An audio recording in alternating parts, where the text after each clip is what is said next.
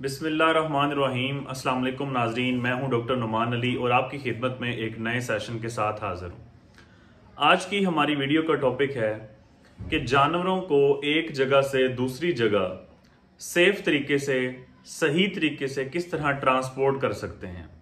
एक भाई ने ये सवाल पूछा है कमेंट सेक्शन में। बहुत ही इंपॉर्टेंट टॉपिक है क्योंकि अक्सर जब जानवर खरीदे जाते हैं तो उनको ट्रांसपोर्ट करके शिफ्ट किया जाता है एक जगह से दूसरी जगह। जब ईद का भी सीजन आता है तब भी लोग इसी तरह करते हैं कि एक जहां से मंडी सस्ती हो वहां से खरीद के फिर दूसरी जगह कहीं दूर दराज इलाके में जहां पे मंडी महंगी हो वहां पे जाके सेल करते हैं। व्यापारी हजरात अक्सर इसी तरह करते हैं। तो उस सिलसिले में होता क्या है कि जानवर ट्रांसपोर्ट करने की वजह से अक्सर स्ट्रेस में आते हैं और किसी ना किसी बीमारी का शिकार होते हैं। तो उसकी वजह से कई जानवरों की डेथ भी हो जाती है और कई जानवर जो निढाल हो जाते हैं बीमारी की वजह से, फिर उनका रेट नहीं लगता। तो इसी वजह से फिर ये टॉपिक मैंने चूज किया है कि इस पे बात की जाए। तो वन बाय वन एक एक करके पूरी तफसील के साथ इस टॉपिक पे गुफ्तगू होगी। पहला जो पॉइंट है वो ये है कि आपने हेल्थ स्टेटस चेक करना है। जब आपने जानवर कहीं से खरीदना है, चाहे किसी मंडी से आपने खरीदा है या चाहे आपके अपने जानवर हैं, आपने व्यापार करने के लिए, बेचने के लिए या किसी भी मकसद के लिए आपने दूसरी जगह शिफ्ट करना है, तो सबसे पहले जानवर का आप हेल्थ स्टेटस देखें। क्या जानवर बिल्कुल नॉर्मल है, सही तरीके से सांस ले रहा है, सही तरीके से खा पी रहा है, कोई डायरिया वगैरह तो नहीं लगा हुआ, जानवर को किसी भी किस्म की कोई बीमारी तो नहीं है। अगर बीमारी का शिकार है तो उस जानवर को इस सिलसिले में ट्रांसपोर्ट ना करें। उसकी वजह यह है कि एक तो जानवर पहले ही बीमार है, जब वो सफर करेगा मजीद स्ट्रेस का शिकार होगा क्योंकि ट्रांसपोर्टेशनल स्ट्रेस होती है। जितना ज्यादा लंबा सफर होगा, अगर सफर कंफर्टेबल नहीं होगा तो जानवर को स्ट्रेस होगी। इस वजह से जो जानवर पहले ही बीमार है उसको आपने इस सफर का जो है आप शामिल नहीं करना। तो हेल्थ स्टेटस आपने जानवर का देख लेना। जो जानवर सेहतमंद है आपने अपने सफर में उन जानवरों को शामिल करना है। दूसरा पॉइंट है लोडिंग और अनलोडिंग का, कि जानवरों को जब आपने लोड करना है किसी भी गाड़ी पे, किसी व्हीकल पे, आपने किसी ट्राले पे, ट्रक पे आपने लोड करना है, तब आपने ये चीज देखनी है कि जगह स्लिपरी नहीं होनी चाहिए, ताकि स्लिपरी जगह की वजह से जानवर स्लिप होके गिरे ना और किसी ना किसी चोट का शिकार ना लगे। अक्सर यही होता है कि अगर मुनासिब जगह ना हो तो उसके लिए आप यूं कर सकते हैं कि जो भी ट्राला है आपके पास उसके बराबर अगर दस्ती आपने कोई काम करना है तो आप मिट्टी वगैरह जो है, रेत वगैरह ये गिरा सकते हैं। तो ट्राला अगर यूं खड़ा है तो इतनी हाइट पे ट्राला है तो आप कोशिश करें कि इतनी हाइट पे कोई रैंप वगैरह जिसके पीछे यूं ढलवान हो, यहां आके जगह जो है वो बराबर आए। यहां ट्राला खड़ा हुआ है, यहां ढलवान से जानवर आराम आराम से चढ़ के आए, फिर बराबर होके जानवर ट्राले के अंदर चढ़े। कोशिश करें जिन लोगों ने मुसलसल बार बार ट्रांसपोर्टेशन करनी है वो अपना एक रैंप सेट कर लें। इसी तरह जिस ट्राले के थ्रू आपने जानवरों को लोड करना है उसी की हाइट के बराबर पीछे एक रैंप बनवा लें। जिन लोगों ने दस्ती इमरजेंसी करना है वो रेत या मिट्टी वगैरह सटवा के भी गिरा के ये सारा काम कर सकते हैं। ट्राले की हाइट के मुताबिक आप पीछे मिट्टी गिरवा लें तो उसी के साथ जानवर जो है वो आराम से चढ़ जाएंगे। तो जहां आपने जानवर उतारने हैं फिर वहां भी तरीका ये हो कि एक जो रैंप वगैरह है वो बनी हो, आगे कोई मिट्टी वगैरह हो, ताकि जानवर अगर गिरे भी सही तो मिट्टी की वजह से उसे ज्यादा चोट ना लगे। तो ये जो आपने लोडिंग और अनलोडिंग का काम करना है, यहां से आपने जानवर को किसी न किसी चोट के खतरे से बचवाना है, तो आपने ये पहले इंतजाम कर लेना है। उसके बाद जो तीसरा पॉइंट है वो है ट्रांसपोर्टेशनल व्हीकल। जो आपने गाड़ी है जिसमें सफर आपने करवाना है, क्या वो गाड़ी कंफर्टेबल है जानवरों के लिए? क्या उस गाड़ी में, इसी के साथ जो अगला पॉइंट है हमारा वो ये है कि टेम्परेचर को हमने किस तरह मैनेज करना है। कहीं उस गाड़ी में इतने ज्यादा सुराख और हवादार तो नहीं है कि सर्दी का, जैसे अब मौसम चल रहा है दिसंबर का, कि जानवर को सफर के दौरान बहुत ज्यादा सर्दी लगे। क्या आपकी व्हीकल ऐसी तो नहीं है? क्या गर्मी के दौरान ऐसी आपकी गाड़ी तो नहीं है कि जिसमें जानवर बिल्कुल धूप के नीचे हो और जानवर को फुल गर्मी लगे? जानवर का सफर जो आपने, अगर आपका लंबा सफर है तो आपने कोशिश करनी है कि ऐसी गाड़ी का इस्तेमाल करना है जिसमें जानवर कंफर्टेबल हो और जानवर को अगर गर्मी है तो बहुत ज्यादा गर्मी, शिद्दत हबस का शिकार जानवर ना हो। कहीं ऐसी गाड़ी ना हो कि गर्मियों में फुल बंद हो जिसमें जानवर को हवा ना लगे, सर्दियों में ऐसी हो कि सारी हवा लगे। तो इस तरह की गाड़ी को आपने लंबे सफर के लिए इस्तेमाल नहीं करना। जानवर की सेहत को आपने कंप्रोमाइज नहीं करना, यहाँ पे जानवर बीमार होंगे इस वजह से। उसके बाद है सिक्योर रेस्ट्रेंट। इसका मतलब यह है कि आपने जानवर को इस तरह सही तरीके से बांधना है, अच्छे तरीके से, चाहे उसके आप आगे मुंह से गर्दन में रस्सा डाल के बांध रहे हैं, पीछे भी रस्से होने चाहिए। इस तरह बांधना है कि जानवर उस ट्रक से, उस व्हीकल से जिसमें आप सफर कर रहे हैं, उससे कहीं गिर ना जाए खुल के। तो आपने इस चीज का खास तौर पे ख्याल रखना है, क्योंकि अक्सर ये देखा जाता है कि चलते सफर के दौरान ही जानवर गाड़ी में से निकल जाते हैं। तो ये चीज आपने लाजमी ख्याल रखनी है। उसके बाद 5वां पॉइंट जो मैंने पहले बात की कि आपने अपनी गाड़ी को आरामदेह सफर बनाना है जानवर के लिए, ना ज्यादा गर्मी हो ना ज्यादा सर्दी हो, तो टेम्परेचर का आपने जरूर ख्याल रखना है। इसको मैनेज करने के लिए और चीजें हैं, वो अगले पॉइंट में हम डिस्कस करते हैं। वो है फीडिंग और हाइड्रेशन। जानवर को हमने, अगर हमारा सफर बहुत लंबा है तो हमने खुराक का इस्तेमाल बीच में करना है, ताकि जानवर की एनर्जी जो है वो बिल्कुल डाउन ना हो जाए। जैसे सर्दियां चल रही हैं, लंबा सफर है, तो अगर रास्ते में हम थोड़ा सा स्टे कर लें, जानवर को ताज़ा फ्रेश पानी भी पिलाएं ताकि उनकी एनर्जी बहाल हो जाए। कोशिश कर लें कि नमक वाला और शीरे वाला, गुड़ वाला पानी आप उन्हें पिलाएं ताकि आप उनकी एनर्जी जो है वो बहाल रख सकें। और बीच में जानवरों को फ्रेश चारा जो है, अगर सफर लंबा है तो वो भी जरूर खिलाएं, ताकि कहीं जानवर एक तो लंबे सफर की स्ट्रेस की वजह से उनको किसी ना किसी बीमारी का शिकार हो। दूसरा ये है कि अगर उन्हें हमने खाना सही तरीके से नहीं दिया तो इस तरह भी उनकी एनर्जी जो है वो कंप्रोमाइज होगी। तो हमने एनर्जी का जो स्टेटस है वो बहाल रखना है, खाना भी बीच में खिलाना है, पानी भी ताज़ा बीच में पिलाना है, बीच में थोड़ा सा रेस्ट ले लें। अगर ज्यादा लंबा सफर है तो बीच में रेस्ट ले लें, कोई मसला नहीं है। आधे घंटे का, घंटे का आप बीच में रेस्ट ले लें, खुद भी खाना खा लें और जानवरों को भी फीड करवा दें। उसके बाद बीच में सफर में जो नेक्स्ट पॉइंट है 7वां हमारा, वो ये है कि सफर के दौरान ऐसा बंदा जरूर होना चाहिए आपके पास जो जानवरों को अच्छी तरह देखभाल कर सके।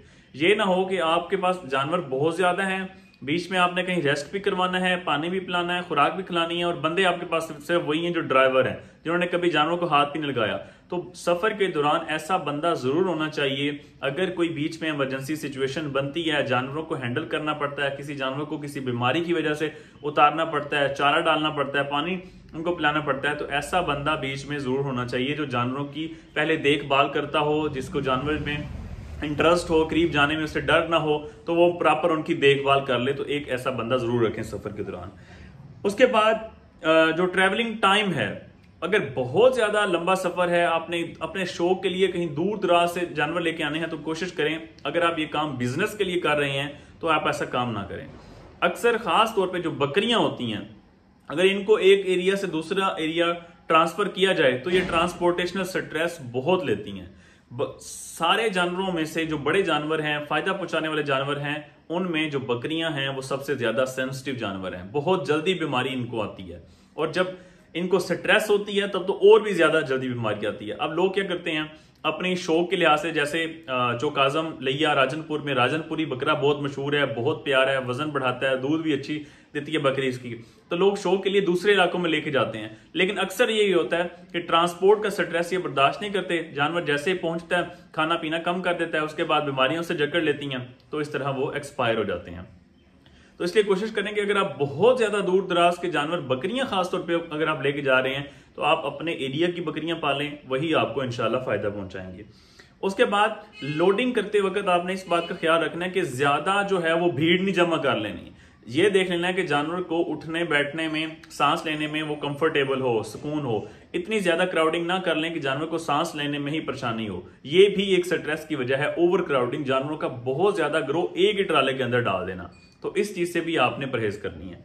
उसके बाद आपके पास रास्ते के अंदर, फॉर एग्जांपल आपके पास 24 घंटे का, 25 घंटे का सफर है आपका, तो इमरजेंसी प्लान होना चाहिए। रास्ते में कोई आप पता करवा लें कि क्लिनिक कहाँ कहाँ पे हैं, कौन कौन से डॉक्टर रास्ते में अवेलेबल हैं, ताकि किसी भी इमरजेंसी सूरत हाल में आपका कोई जानवर बीमार होता है, ठीक है, या तो आपके पास बेसिक मेडिसिन खुद होनी चाहिए, या आप पता करवा लें कि रास्ते में कोई क्लिनिक किसी का, ताकि अगर कोई इमरजेंसी सूरत हाल बनती है तो आप डॉक्टर से बर वक्त रब्ता करके आप मशवरा कर सकें, आप इलाज के लिए उसे बुला सकें।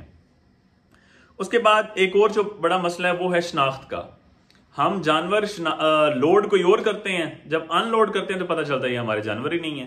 तो इस वजह से आपने जानवर को या तो टैग करें, ऊपर मार्किंग करें, ठीक है, कोई भी ऐसा तरीका आप जरूर करें। टैगिंग बहुत अच्छा ऑप्शन है, ठीक है, मार्किंग आप कर सकते हैं।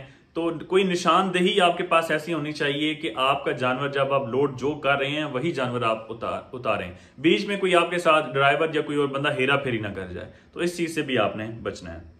अच्छा, यहां तक तो हो गया कि हमने जानवरों को लोड कर लिया है, बीच में हमने सारे जो प्रोटोकॉल्स हैं वो मैंने आपको बता दिए। कि आपने ओवर क्राउडिंग नहीं करनी, बहुत ज्यादा जानवरों को इकट्ठा नहीं करना। सफर लंबा है तो आपने उनको बीच में रेस्ट देना है। खुराक का आप इस्तेमाल करवा सकते हैं, बीच में आप उन्हें गुड़ वाला, चीनी वाला, शीरे वाला पानी पिला सकते हैं। स्ट्रेस से भी कम करेगा, गर्मियां तो बहुत ज्यादा अच्छा असर है इसका। एनर्जी भी जानवरों की बहाल रहेगी। टेम्परेचर का आपने ख्याल रखना है, ठीक है। हबस अगर है तो उसका आपने ख्याल रखना है। ज्यादा सर्दी है तो हवा से बचाना है, उसका आपने ख्याल करना है। ओवर क्राउडिंग आपने नहीं करनी। कोई ऐसा जानवर आपने देख लेना है कि बहुत ज्यादा लड़ने वाला जानवर है, अग्रेसिव जानवर है, तो उसको आप कोशिश करें कि अकेले जो है वो ट्रैवल कराएं। ऐसे जानवरों के साथ उनको ट्रैवल ना करा दें कि बीच में वो किसी और जानवर की जान ले जाए। तो इस चीज का भी आपने ख्याल करना है और जानवर को प्रॉपर तरीके से बांधना है। ये ना हो कि जानवर रास्ते में खुल जाए। तो ये सारी चीजें आपने जानवर को, और जानवर को चढ़ाने से पहले आपने उसकी हेल्थ स्टेटस भी देख लिया है। आपने सफर कर लिया, जानवर अनलोड कर दिए, जानवर आपने उतार दिए। अगर तो ये किसी मंडी के लिए जानवर हैं तो आप उसे मंडी के हिसाब से आप सेल करेंगे, वो आप अपना अलहदा से सिलसिला करेंगे। लेकिन कोशिश करें जब जानवर को उतारें, थोड़ा सा उन्हें आप उन्हें रेस्ट दें, उसके बाद आप उन्हें पानी वगैरह पिलाएं, फीडिंग वगैरह कराएं, चारा खिलाएं, तो सारी चीजें इसका ख्याल करें। उसके बाद अगर आप ये जानवर फार्म के लिए लेके जा रहे हैं, तब आपने ये करना है कि पहले तो ये खरीदने से पहले आप कोशिश करें कि उनसे पूछें, तस्दीक करें कि आपने वैक्सीन करवाई है इन जानवरों की या नहीं करवाई।